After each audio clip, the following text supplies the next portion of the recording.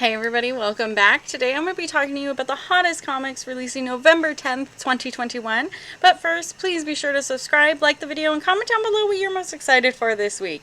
We got a really great week this week, and I'm very excited, so let's dive right into my top picks.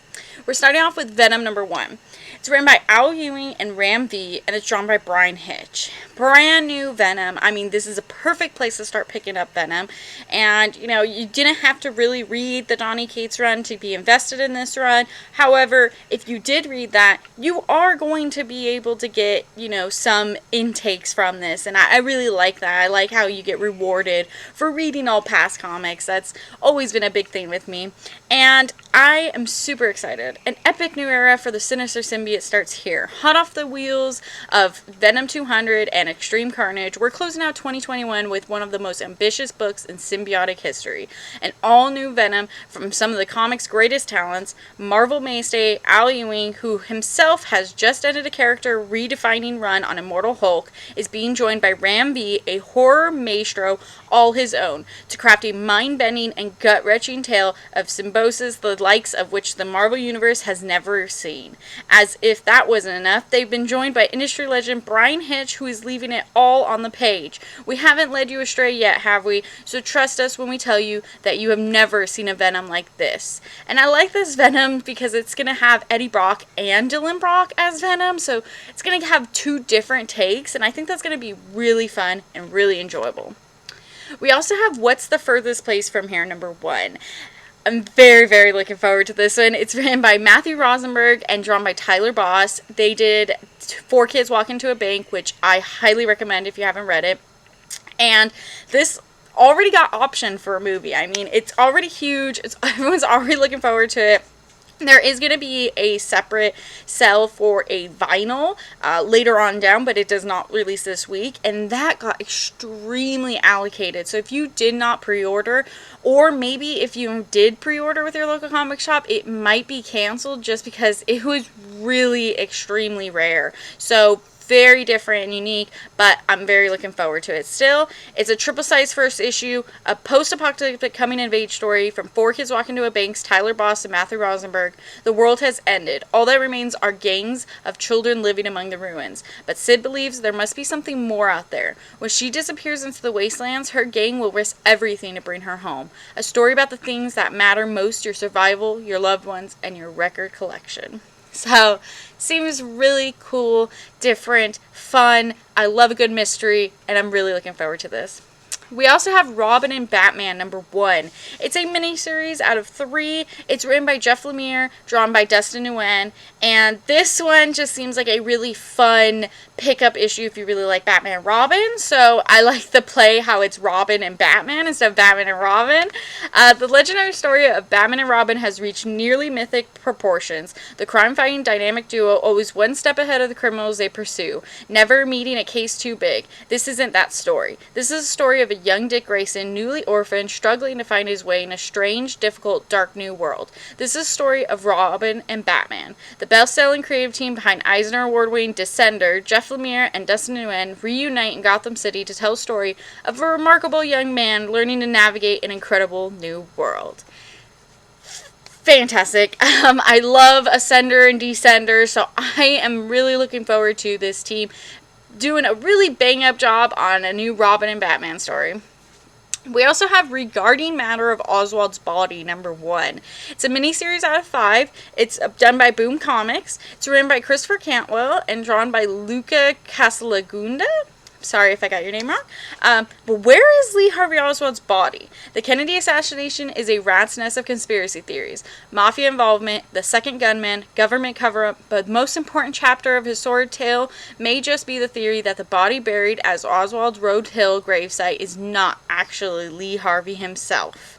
Meet the ragtag group of useful idiots who are unwittingly brought together to clean up the crime of the century. A wannabe cowboy from Wisconsin, a Buddy Holly idolizing former car thief, a world-weary civil rights activist ready for revolution, and a failed G-man who still acts the part, and specifically regarding the matter of Oswald's body. So, This definitely seems like a Department of Truth conspiracy theory type thing. And I mean, Department of Truth has Lee Harvey Oswald in it. So, I mean, I think it's so fascinating to have this going on at the same time as Department of Truth, because you're kind of wondering, like, is that really his body? Is it not his body? You know, I just love a good conspiracy theory. So I'm really looking forward to this. We also have Vampirella Number 25. I think this one's going to be really hot this week. It is the last Vampirella of this run, done by Christopher Priest and Agron Gundes. And mainly I have this on here is because there is tons and tons of amazing covers for this comic. We have a gorgeous Rose Besh, we have a TMNT homage, we have an incredible Tony Flex, Stray Dogs one to match with the Red Sonja and Army of Darkness. I just think it's really, really cool, and I mean, don't miss the wedding of a century as Vampy forges a bond in blood to save the life of an innocent man. And unlike certain other weddings, this one will actually happen. So, very looking forward to, is Vampirella actually getting married to the next Dracula? Is this really going to be happening? Like, something's going to go down in this issue, and I'm really looking forward to this. Now, time for our series shoutouts. These are comics I don't necessarily think are going to be the hottest ones, but I do think if you're interested in them, maybe check them out at your local comic shop this Wednesday, look through them a little bit, see if, you're interested, pick it up. So we're starting off with Nyx number 1. This is written by Christos Gage, drawn by Mark Borstel. It's a new Dynamite, and from the pages of Vampirella and Sacred Six comes Nyx, daughter of a human and man-god Chaos himself. Nyx's mortal side has been growing stronger, troubling her all-too-human emotions. Fortunately for her, there's still the side of her that transforms into a demon of living flame, and requires her to feed on the life force of living beings to survive.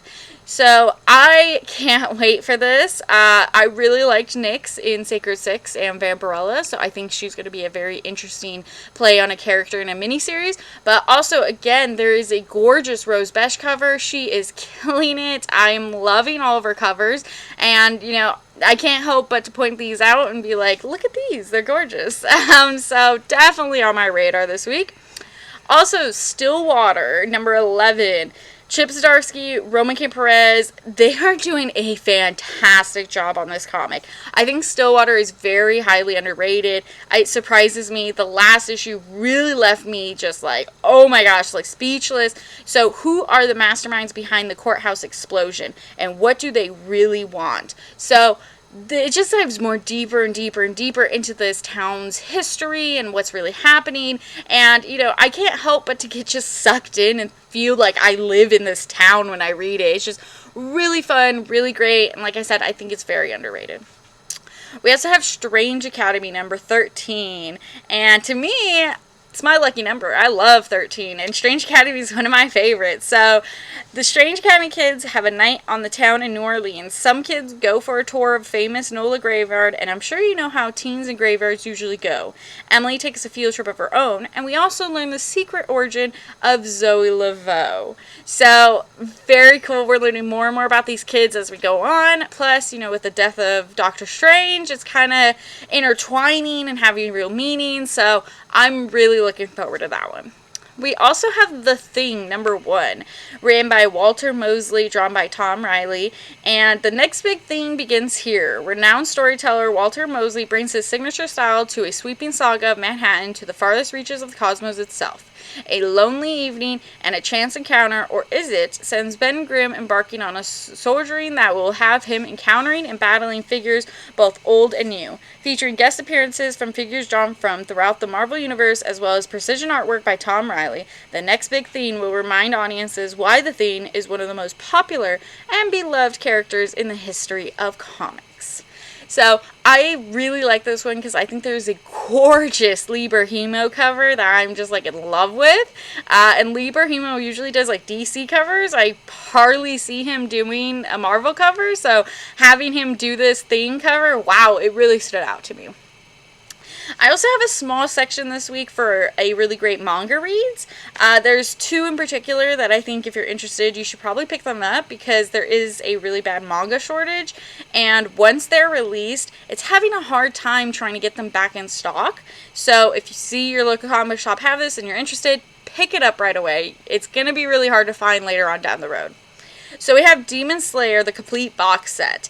A lot of people are really hyped for Demon Slayer, and this is the complete saga of Demon Slayer. It's all in one box set. This box contains all 23 volumes of the global hit Demon Slayer, as well as an exclusive booklet and a double-sided poster. So if you really like Demon Slayer, definitely check that out.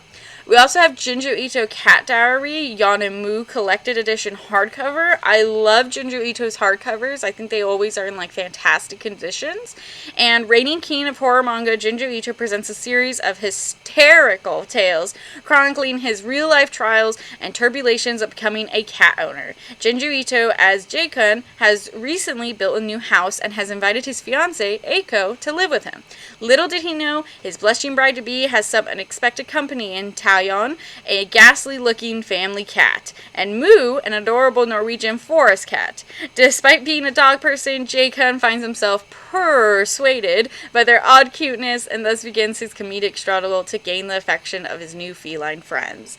So, I think it's really fun that, he's just like this big horror guy, and now he's doing, what makes him a cat person. So I find that incredibly interesting, and I'm really looking forward to that. We do have a couple of late printings this week. We have Righteous Thirst for Vengeance #1 second printing. #2 also releases this week. We have God Killer Tomorrow's Ashes #1 4th printing. #2 3rd printing. And #3 second printing. And last but not least, we have Never Never #1 second print. And that's going to be all for me this week. I hope you check out all these comics and many more at your local comic book shop this Wednesday, November 10th. Have a great day.